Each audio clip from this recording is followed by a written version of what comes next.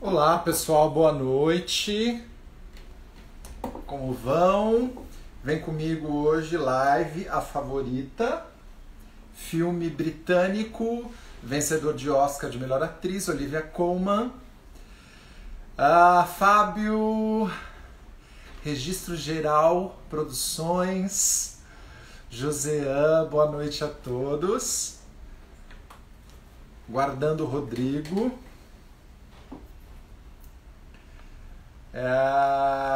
Nossa, acho que tá meio claro, né? Deixa eu abaixar aqui a luz, peraí, gente. Aqui, acho que melhor agora. Tudo bem, Vinícius, boa noite. Olá, Rô. Tá chegando. Vitinho, Fábio Medeiros, Gabriela, boa noite. Hello! Estou aparecendo? Estou aparecendo? Agora, sim. Tá de pretinho. Minha boquinha aparece? Oi? Minha boquinha aparece? Aparece porque você passou alguma coisa nela? Então, né? Eu tô sem maquiagem em casa. Eu queria fazer aquela coisa assim, sabe? Tipo aquela cara século XVIII. Aquele pancake branco. Eu pensei que você tinha posto botox na boca, alguma coisa pra falar da. Não, eu coloquei um batonzinho aqui, mas ele é. Minha boca já é muito vermelha, né? Aí, tipo, você bota um batom vermelho em cima de vermelho, aí fica diferente, né? Pra que É, botox? perguntaram se eu raspei, eu A raspei. cabeça? Não, você já. É porque você sempre colocava algum acessório, não dava conta da sua cabeleira. Você colocava um É, né? cachecol, um guarda-chuva.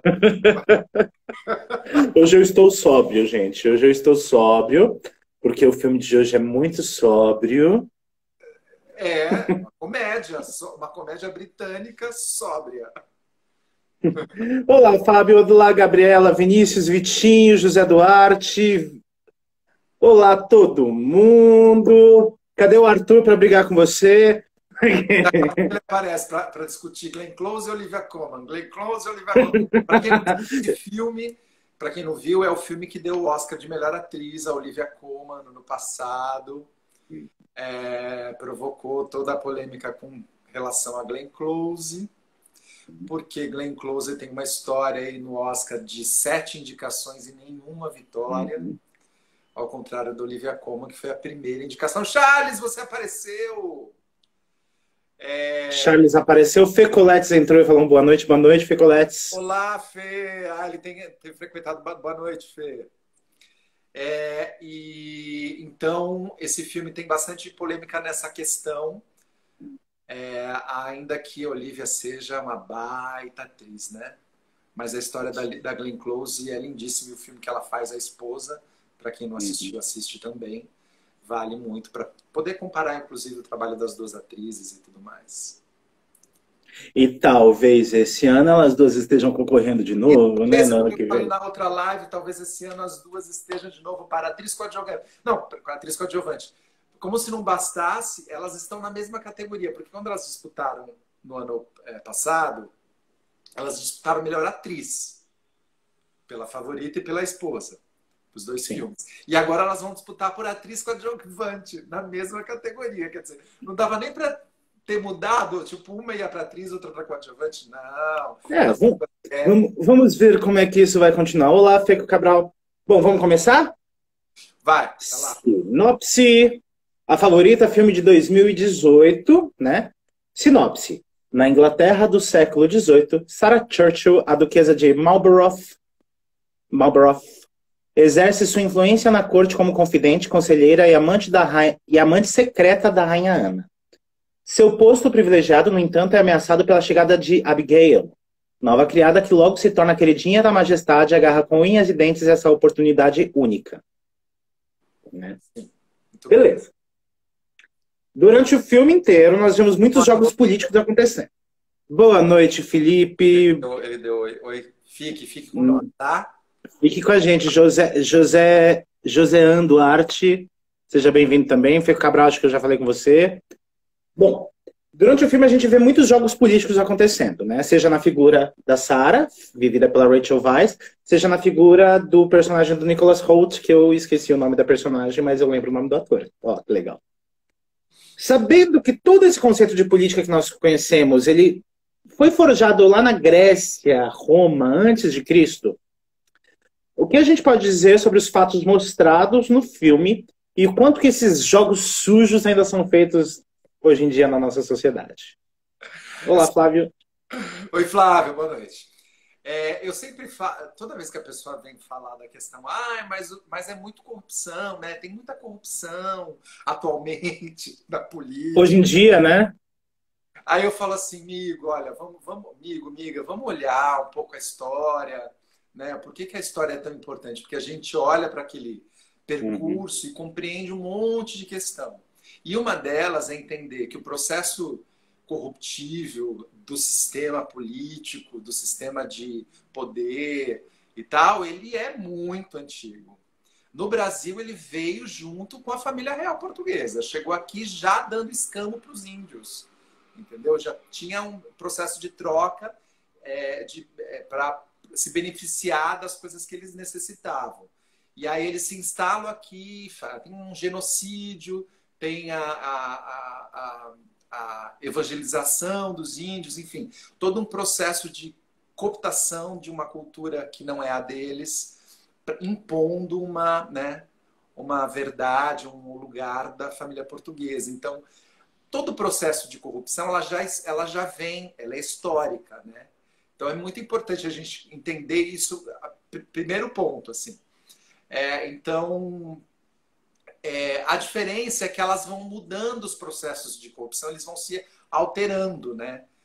Porque aí eles começam a ser visíveis no lugar, depois eles mudam o esquema da corrupção, porque foi descoberto aquela, então faz-se uma outra, e assim o ser humano vai. E não é só no processo político, né? Entendamos também que é no processo diário, cotidiano, do seu dia a dia, quando você decide se enveredar em algum processo nosso diário de corrupção, né, de cada dia. Assim. A gente tem, todo mundo já fez algum processo corruptível no nosso dia a dia. Né? Arthur, você chegou, Arthur! O Arthur chegou para brigar com você, Robson. Oi, Thiago Lemos, querido, querido, seja bem-vindo. Rod Casarini. Eu vou aproveitar aqui, ó, que o Thiago e o Arthur trouxeram alguma coisinha para mim, que o Thiago falou assim, oi, não tem vacina chinesa. E o Arthur falou assim, boa noite, vaciners. A gente falou desse jogo sujo que vem lá da Grécia, um bando de coisa. Mas, por exemplo, nós temos um presidente que ele fica chateado porque as pessoas não citam o nome dele. Entendeu? Você acha que, de repente, esse boom das redes sociais, né? Porque os governantes, eles falam nas redes sociais, piorou o ego dessa galera? Eu não sei se, assim, eu acho que o processo, as pessoas sempre foram egocêntricas, sempre foram, precisavam de atenção e tudo mais, né? O que acontece é que agora, com a rede social, a gente fica sabendo quando a pessoa fica chateada. Antes a gente não sabia. Ela ficava chateada lá na casinha dela, né? E aí agora a pessoa fica chateada, ela posta que ela fica chateada, entendeu? Então aí a gente fica sabendo. Então, o presidente faz isso cotidianamente, assim, o presidente de vocês, não o meu, tá? O Fábio falou que a vacina e o iPhone são chineses, tá? Fábio, provavelmente toda a roupa que eu tô utilizando é chinesa. Se bobear, o tijolo da minha casa é chinês, né? O Flávio falou que piorou o nível dos políticos. Será, Flávio? Né? Aí o Thiago falou boom das redes sociais, o Arthur. Ai, gente, não sei. Bolsonaro não tinha rede social já na Luciana Gimenez. Lá na Luciana Gimenez. Né? Assim. Nossa, o pessoal tá bombando aí, tá falando muito. Devolve a Não, mas eu quero entender o que estão falando, né? Parece que deu boi na linha, tem um pessoal que eu não conheço. Que isso, gente? Não, deve ter entrado alguns alguns fakes aí. Bom, vamos lá, vamos continuar. Vamos. Seguinte, em uma cena, nós vemos um nobre entrar no quarto da criada Abigail, da Emma Stone. Ela lhe pergunta se aquilo é sedução ou é estupro. Ele responde para eles: é um cavalheiro. Não, ela responde para ele: eu sou um cavalheiro. No que ela responde: estupro, então. Em outra cena com os mesmos personagens, ela diz que quer se casar com ele e ele diz que ela, sendo uma criada, ele pode no máximo se aproveitar.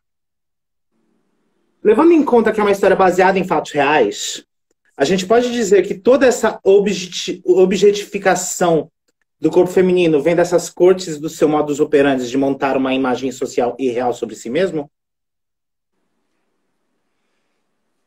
Sim.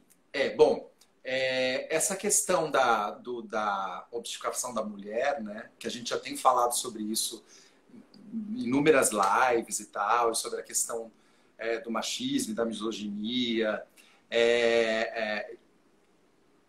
me parece algo obviamente uma questão histórica, é uma questão já antiga, e não poderia ser diferente ali no reinado britânico, né? E toda a questão do corpo da mulher, inclusive quando você olha os figurinos do período, assim, né, você vê aquele espartilho, como é que é o nome que aperta a barriga e tudo mais? Espartilho. Não, mas Espartilho. é o espartilho, verdade. Então, quando você percebe a forma como o corpo fica desenhado naquele vestido e como o corpo da mulher é utilizado ali, mesmo coberto, né? Então, essa objetificação desse corpo, a invisibilidade dessa mulher, né? Ela colocada sempre a serviço do homem, inclusive na política, inclusive na casa, no dia a dia, enfim. Eu acho que é um pouco nesse lugar. Eu acho que está rolando um bafom aí, né? Não, cara, eu acho que assim, ou a gente está sendo perseguido por robôs hoje, sim, ou entraram na live errada. Entendeu? Assim, gente, desculpa. Assim, o problema é que assim, as pessoas que realmente estão na live, elas fazem parte importante da nossa pauta, né? então, gente, assim, não está na live correta. Se não então vocês não estão na live correta, gente. Eu nem sei quem é essa pessoa que vocês estão falando. Então aí, se você não está na live correta... Beijo para vocês. Nós fomos chamar a Luciana Gimenez e deu nisso, Fábio.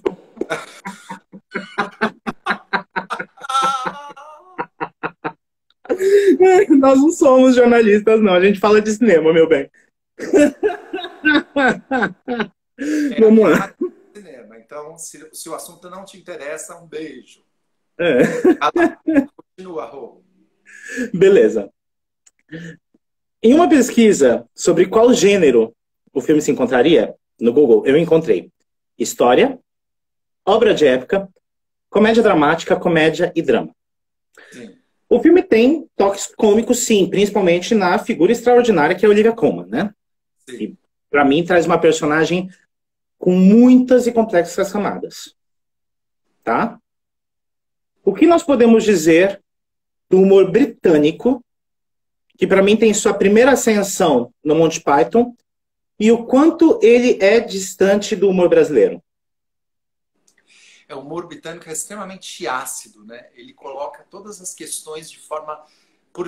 até a gente tinha conversado um pouco sobre isso, às vezes eu fico até meio encabulado de rir de alguma piada britânica, porque, em geral, elas são muito... elas são tão críticas que dói um pouco na veia, assim, né?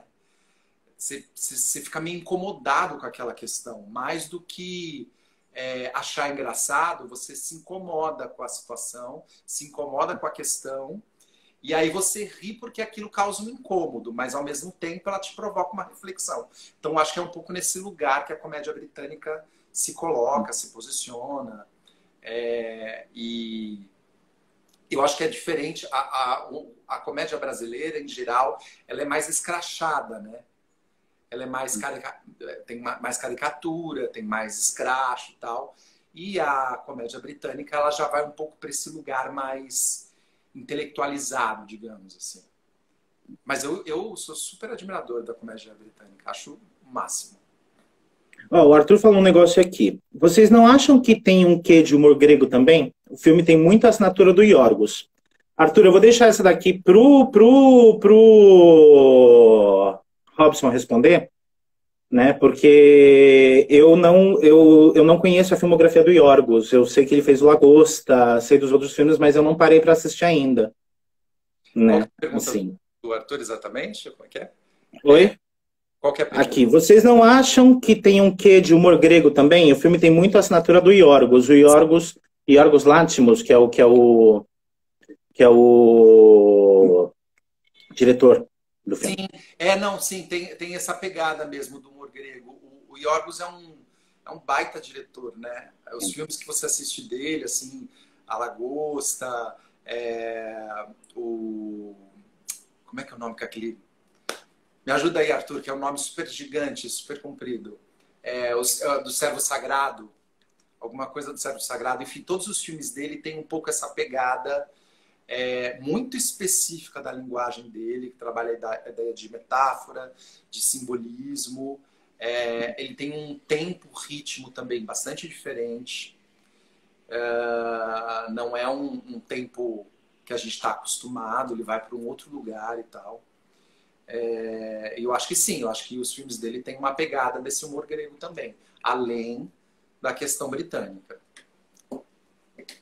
O Arthur falou aqui que o Yorgos trabalha muito a questão do absurdo e o limite do absurdo para causar comédia. E o nome do filme é O Sacrifício do Servo Sagrado. Isso mesmo. Boa noite, Cândido. Gente, tá difícil de falar para as pessoas, com as pessoas, porque a gente não sabe quem está aqui realmente na nossa live ou quem está aqui por um motivo X que eu nem sei como é que eles conseguiram entrar na live, mas ok.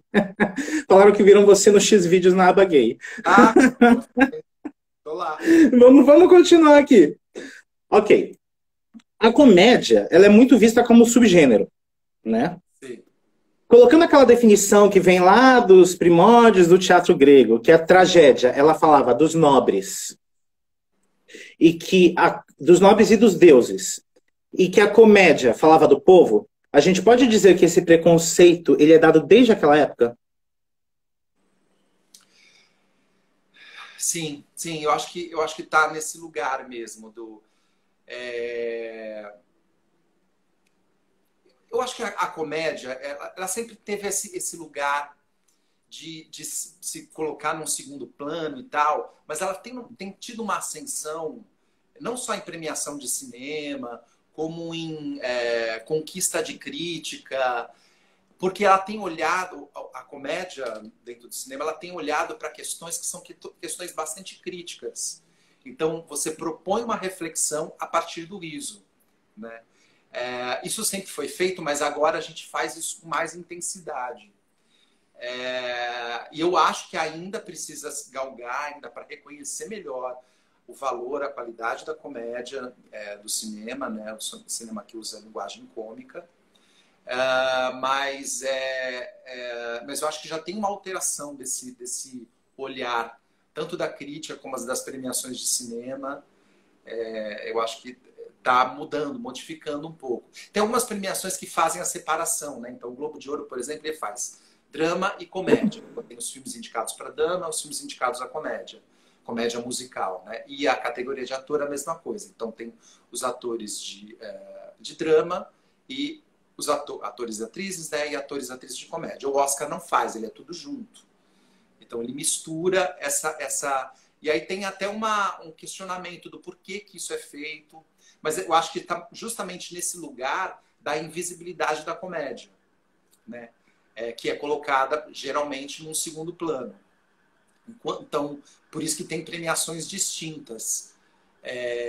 Eu acho que a tendência é de que se mescle no futuro, assim, que isso vai se mesclando aos poucos. O Fábio perguntou aqui uma coisa sobre premiações. Por que a comédia é subjugada nas premiações? Porque tem um processo histórico mesmo de olhar para a comédia como algo inferior, né? Até porque na história do cinema a comédia ela tinha uma vertente mais escrachada mesmo, né? Mas agora ela tem tem ficado mais interessante assim o lugar que eles colocam de questionamento e tudo mais. Então, eu acho que é por isso que tem essa diferenciação, né? Pela dificuldade de compreender e de entender um preconceito mesmo, a linguagem mais cômica. O Arthur falou aqui que o Oscar nasceu para suprimir a popularidade da comédia. Tanto que tem a treta histórica do Luzes na Cidade do Chaplin. Teve do circo também, né, Arthur? Quando Asas ganhou, o circo, que era ele não foi nem indicado, né? Assim, o circo do Chaplin também, né? Vou entrar em uma coisa aqui que eu vi essa semana. Essa semana teve o programa 100 do Gag News, né? E ele resolveu fazer a pergunta. Ele não acho nem que ele quis responder, né? Mas ele quis entrar em algumas coisas sobre isso de qual o limite do humor? O limite do humor é quando você não desrespeita e não coloca o outro numa situação de inferioridade, né? Então, tem uma vertente do humor muito interessante agora que tem sempre, em vez de fazer a comédia em cima do oprimido, ela faz a comédia num ponto de vista do opressor, né? Então você não vai rir mais das pessoas que estão sendo oprimidas, né, por algum motivo ou outro. Você começa a olhar e rir daquele que oprime, né, do opressor. Eu acho que esse lugar da comédia me parece muito mais interessante, muito mais questionador, muito mais crítico, e tende a ser um caminho a ser percorrido. Assim. Eu acho que vai um pouco nesse lugar. Entendi. O Porta dos Fundos que iniciou isso daí de falar que é para tirar, para fazer rir a do opressor e não do oprimido, né? Sim. O Fábio perguntou aqui, o limite do humor não passaria pela reflexão da opressão e rir do opressor? Justamente. Acho que você já respondeu a pergunta, Fábio. Por aí. É isso mesmo. Eu acho que é por aí. Assim, porque o que me incomoda muito é as pessoas não entenderem o que é humor. O humor é ultrapolítico. O humor é a crítica maior, entendeu? Porque o drama, quando a gente fala das coisas do século XIX e século XX, a gente não fala de tragédia, a gente fala de drama, né? O drama, ele é interno, ele é pessoal. O humor, ele é social, né? Assim, então ele pega coisas da sociedade para falar. Eu acho importantíssima a existência e a coisa do humor, eu acho fundamental, porque você tem um outro olhar. Dentro do drama, você também faz isso do processo histórico, político e tal, mas eu acho que dentro da comédia você cria uma nova linguagem que também propõe um ato de reflexão. Assim, eu acho fundamental a existência. Não, fundamental. A gente falou um pouco do Monty Python, acho legal a gente citar para a galera que vai assistir depois, para a galera que está assistindo agora, os filmes do Monty Python, né, Em Busca do Cálice Sagrado, A Vida de Brian, O Sentido da Vida, também o seriado Monty Python Flying Circus. E o Monty Python, ele é tão importante que o termo spam foi criado por eles. Né? Spam era um quadro do Monty Python que as pessoas pediam comida e a pessoa sempre chegava com um presunto. E o nome desse presunto era spam. Né? Então o termo spam veio deles. Né? O Fábio falou aqui que o teatro passou muito pelas sátiras das elites na Idade Média. A mulher está aí para falar muito sobre isso, né? Sim. Aí o Flávio falou, Mario Monicelli era um mestre de discutir os problemas sociais com humor. E o Arthur, o que vocês acham dessa onda atual de classificar filmes que obviamente são dramas com leves pitadas de comédia como comédia? Arthur, ó, eu vou começar com essa daqui, depois o Robson pega. Eu tenho...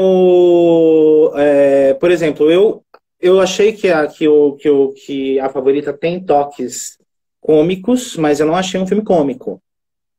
Né? E eu sou uma pessoa que eu entendo de humor britânico, porque eu estudei Monty Python a fundo, quando eu ia fazer o Rei Arthur. Né? Assim, acabou que eu não fiz. Não rolou a produção. Né? A gente ia fazer uma versão de Spamalot, que é um musical baseado em Busca do Cálice Sagrado. Né? Eu não achei um filme realmente cômico, eu achei um filme mais dramático do que cômico, né? Deixa eu pegar sua pergunta de novo. Então, eu não sei assim até que ponto, porque eu estava discutindo com o Robson no domingo sobre as possibilidades de próximas lives, né? As pessoas não estão entendendo do que as coisas falam. Por exemplo, as pessoas não entendem que o Star Wars ele é um filme que está criticando a ascensão do fascismo. Sim. Né, assim. Então as pessoas não estão entendendo, as pessoas estão vendo apenas o que elas querem. Isso daí é a história da humanidade, assim, né? Assim, mas eu acho que falta um pouquinho isso. O Arthur colocou assim, sim, mas tem filmes tipo Lady Bird que não tem nada de comédia e são classificados como tal. Rob, solta aí. Eu acho que isso é uma decisão da produção do filme de classificação. Isso visando divulgação, visando público e visando premiação, né? Eu acho que aí o produtor, o diretor decidem ali como fazer aquele processo de escolha, né? Até hoje você vê muito filme que quando você olha na classificação dele no IMDb ou no site do cinema, sei lá, comédia, filme, comédia, drama, biográfico, sei lá.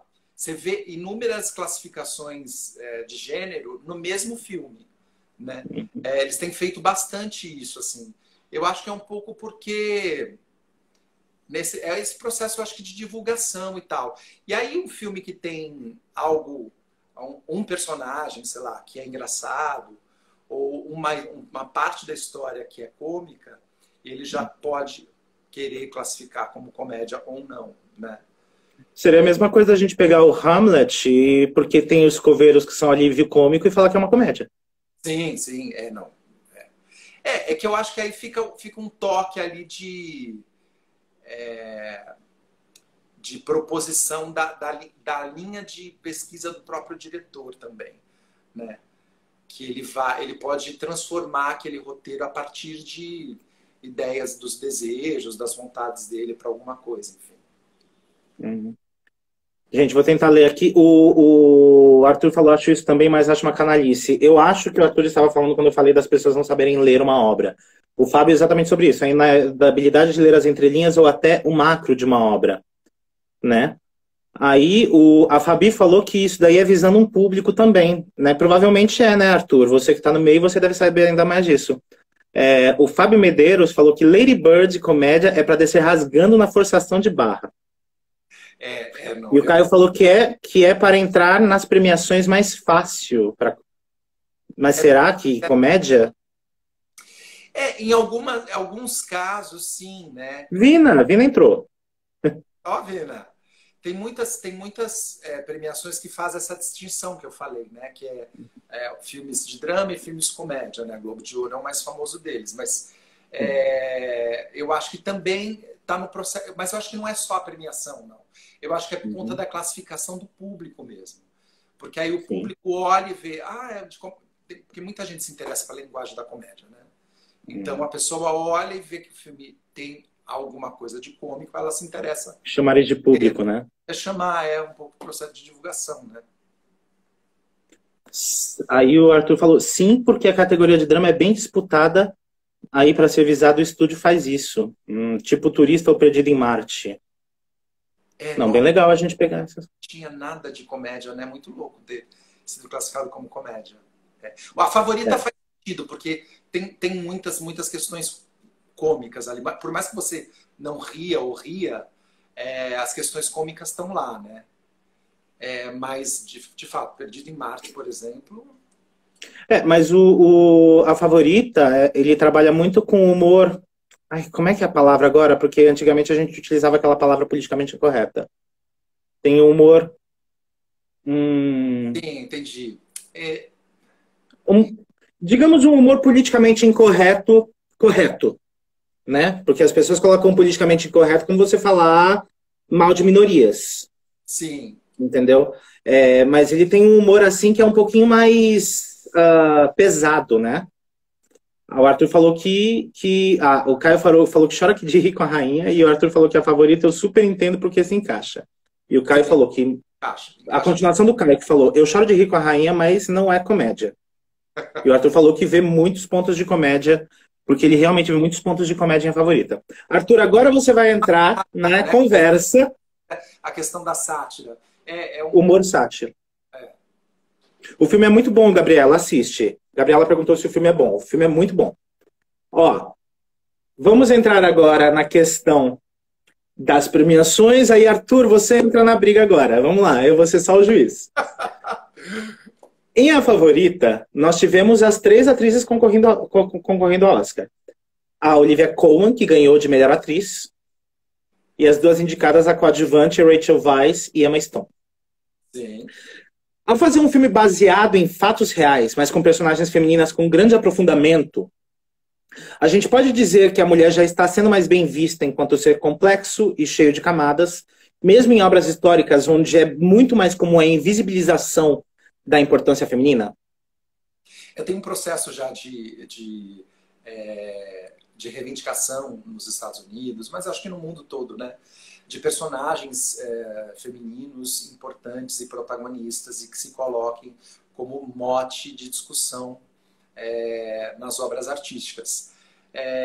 Eu acho que também por conta, né, em Hollywood, da questão do Me Too e de todos os processos sobre a questão do assédio em Hollywood e tudo mais, isso também explodiu em visibilizar mais as histórias protagonizadas por mulheres. Eu acho que está distante ainda do que poderia ser. Eu acho que existe ainda muitos filmes com protagonistas homens, principalmente Claro. os mais comerciais. Mas eu acho que já está mudando bastante. Assim. Acho que já tem uma alteração aí. Eu tenho a opinião que a gente precisa rever as obras históricas. Sim. Né? Porque geralmente é colocado como tipo o homem que fez tudo, a mulher não fez nada. A gente sabe muito bem que isso daí é invisibilização mesmo. A premiação das 3 eu acho maravilhoso, porque tanto Emma Stone como Rachel Weisz, como Olivia Colman estão sensacionais no filme.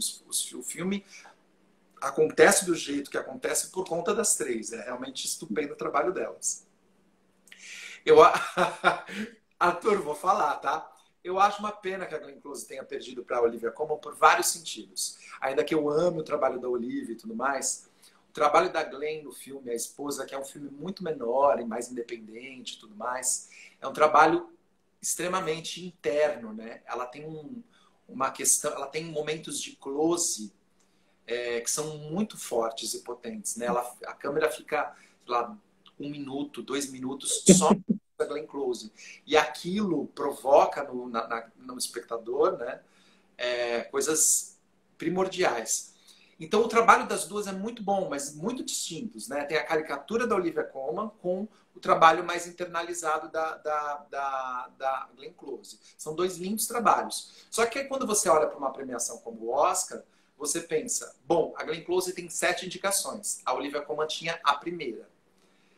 A Glenn Close já devia ter recebido o prêmio outras vezes, né? E não recebeu indicações e tudo mais. Então, num percurso histórico, como as duas estão muito bem, me parecia muito mais justo e interessante que a Glenn Close ganhasse do que a Olivia Colman naquele ano. Agora, falar que não é merecido é mentira. Né? A Olivia Colman é sensacional no filme. Então, não tem como falar, ela não mereceu. Não, mereceu. Mas Robson, daria para Glenn Close sem pensar 3 vezes. O Fábio falou que isso daqui entre você e o Arthur agora é tipo Flora versus Donatella do Oscar 2019. Aí, ó. O Caio falou, apesar que todo ano a categoria melhor atriz tem melhores atuações e é mais forte que a masculina. O Arthur entrando nisso daí, ele falou que discorda. Que as únicas que mereciam ganhar o Oscar em 2019 eram Toni Collette e Olivia Colman. Né? O Fábio falou que segurar a mão da Glenn Close, que ele não ia mentir. E o Arthur falou assim, eu acho o trabalho da Olivia Colman bem mais difícil. Transitar entre drama e comédia, humanizar uma caricatura. Mais uma esposa reprimida ganhando Oscar não dá. É pra isso que a gente tá aqui, viu, Arthur? Assim, não é pra gente concordar com tudo, não. Tá? Eu discordo total, Arthur, discordo total. A Glenn Close faz um trabalho belíssimo no filme. Você dizer que a Olivia Colman Arthur, concordo, mas dizer que a Glenn não merece, eu discordo. Aí você... Arthur, o Robson discorda total, mas ele continua te amando e querendo que você esteja aqui com a gente toda semana, tá? Não, vou pensar. Entra nos 5 minutos depois, tá brincando. Não, mas eu quero. Tá bom? Ó, o Arthur falou um negócio aqui que aí eu vou puxar a nossa próxima, tá? Ele falou que, inclusive, ele ama o fato de o filme inteiro ser em cima de uma disputa política versus a necessidade de ascensão social. Vou entrar aqui. No início do filme, nós somos apresentados a rainha Anne, da Olivia Colman, e a sua favorita, Sarah, de Rachel Weisz. A personagem Abigail, da Emma Stone, chega para trabalhar como criada e aos poucos vai entrando na teia política, sendo uma espécie de alpinista social, né? Eu já vi muita gente criticando sobre a rivalidade feminina retratada em obras dramáticas. O quanto a gente pode dizer que isso é algo real e o quanto reforça certos estereótipos sociais que são usados para diminuir a força do sexo feminino? Essa questão da sororidade é uma questão recente, importantíssima, né? Mas, de fato, a invisibilidade da mulher naquele período fazia com que as mulheres lutassem entre si por pouquíssimo espaço, né? Então, porque era invisibilizada, né? Então, uma sociedade que hoje ainda é patriarcal, naquele período, ainda mais. Então, me parece coerente dentro do filme essa questão da disputa, porque não existe espaço para a mulher. Então, os poucos espaços eram disputados entre elas, porque os homens faziam com que elas disputassem entre si, né? Então, fica esse lugar de... Agora, quando a gente observa hoje a questão da sororidade, ainda é um espaço em conquista e tudo mais, e a mulher continua ainda tentando se impor dentro do mercado de trabalho, do mercado do dia a dia e tudo mais. E elas estão compreendendo, eu acho que existe uma compreensão que, na verdade, a briga delas é com os homens. E que os homens permitam seus espaços de conquista, né? Não acho nem com os homens, acho que com a sociedade patriarcal. Não, justamente. Eu acho que interessava a sociedade patriarcal ter uma rivalidade feminina. Por quê? Porque quando existe uma rivalidade, gente, em uma guerra, todos somos perdedores. Todos somos perdedores. Não existem ganhadores. Todo mundo perde muita coisa em uma guerra. Né? Assim, e a partir do momento que você chega lá e você trabalha essa rivalidade, a sociedade patriarcal só tende a crescer. A sororidade incomoda tanto a sociedade patriarcal. Por quê? Porque a sororidade mostra a verdadeira importância das mulheres. Não, mas é isso. Eu acho que é nesse lugar mesmo, né? Mas eu acho que como diria a personagem do quem assiste La Casa de Papel, que venha o matriarcado na fala da personagem da atriz maravilhosa. Bom, só pelos exemplos, né? Aquela primeira-ministra da Nova Zelândia, olha como é que foi o coronavírus lá, né? E vem a sociedade matriarcal, eu vou ser muito feliz nela. Entendeu? Gente, hoje foi um dia muito estranho pra gente, porque aquele bando de gente estranha que entrou falando coisas que não tinham nada a ver.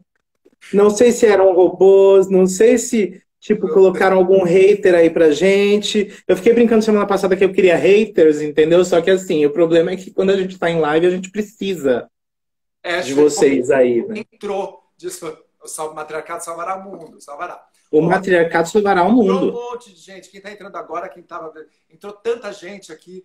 Eu tentei não me desconcentrar, tá? Na fala, mas foi difícil, porque eu só vi bagaceira, assim, falando. Não, e pra mim, porque enquanto você tá falando, eu estou ouvindo você, estou lendo o que tá vendo pra eu já ir juntando, né? Eu tava lendo, assim. Então foi bem difícil, viu, gente? Foi bem difícil, bem difícil. Eu acho que a gente até que aprofundou legal nessa live algumas questões. A gente queria ter aprofundado um pouco mais, mas foi difícil se concentrar, de verdade. Né? Então, eu agradeço muito a presença de todos vocês que estão aí com a gente. Né? O que eu recomendo? Assistam A Favorita, porque nós temos o trabalho de 3 atrizes que, meu Deus do céu! Entendeu? Eu queria um dia ser 1/10 do que elas são. É maravilhoso. assim.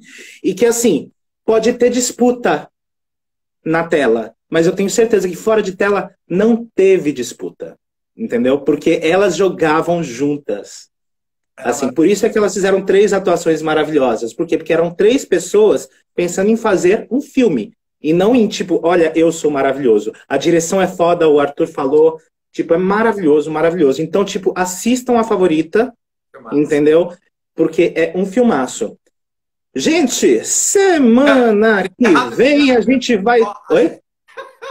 Ó, Oi? quando vocês forem no YouTube assistir ou no IGTV, lembre que durante o processo que a gente estava falando, tinha 300 e coisas horríveis sendo ditas durante as nossas falas. Gente, E aí pensei assim, nossa, como é que eles conseguiram falar? Não sei, gente. Eu lia tudo quando eu estava falando ao mesmo tempo, tá? Foi bem difícil mesmo, de verdade.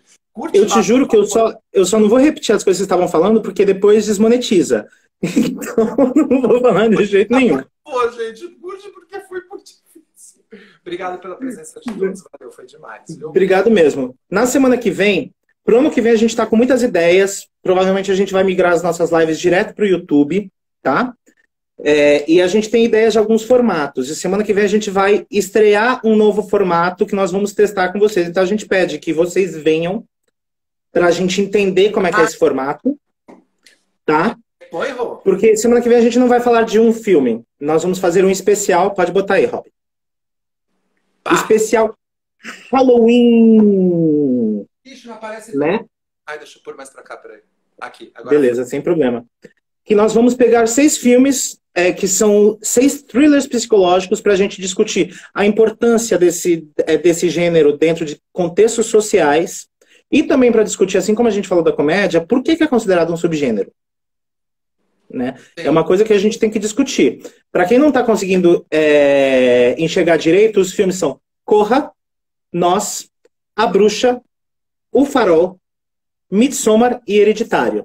A gente chamou de especial Halloween, só que assim, não é exatamente filme de terror, é filme de thriller psicológico. Dá medo, mas não é aquele medo de monstros aparecendo.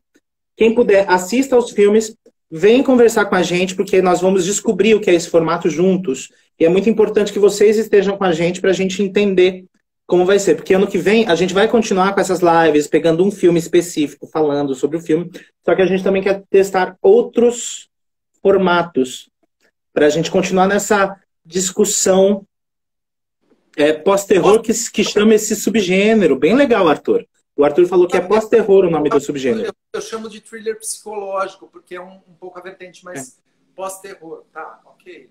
O Arthur falou que já vai falar horrores. Gente, eu vou agradecer muito se vocês vierem, se falarem horrores. Eu vou procurar aqui o que aconteceu pra gente descobrir se foi no meu perfil ou se foi no perfil do Robson. Né? Assim, para entender o que aconteceu, porque geralmente quem entra é quem está na nossa página, né? Sim, E lá eu não conhecia nem... Bom, aparentemente os nomes não... Entendeu? Assim, então a gente vai descobrir o que aconteceu. Mas se vocês puderem, venham para a gente descobrir juntos, porque aqui, como eu já disse, cinema em diálogo não é diálogo só eu e Robson. É eu, Robson e todos vocês. Então, eu agradeço muito hoje. Robson, seus agradecimentos. Obrigado, gente. Obrigado pelo apoio durante. Eu vi que vocês tentaram escrever coisas durante, para tipo meio cala a boca, né? E obrigado pela força, viu? Foi bom, foi importante pra gente lidar com isso. Um beijo. Valeu. Assim, para quem tá assistindo depois no YouTube, essa live é feita pelo Instagram. Então, e os comentários do Instagram não aparecem no YouTube. Então, diversas vezes eu estava meio perdido, porque aparecia muita coisa estranha. Mas também, quando começou a disputa Donatella e Flora, né, também conhecido como Robson e Arthur, né, tinha os comentários muito engraçados. Então, o Robson falando uma coisa super séria e eu sorrindo, né? Assim, então, não é exatamente isso, tá bom? Gente, muito obrigado. Boa noite para vocês. Até semana que vem. Boa noite, gente. Até. Um beijo.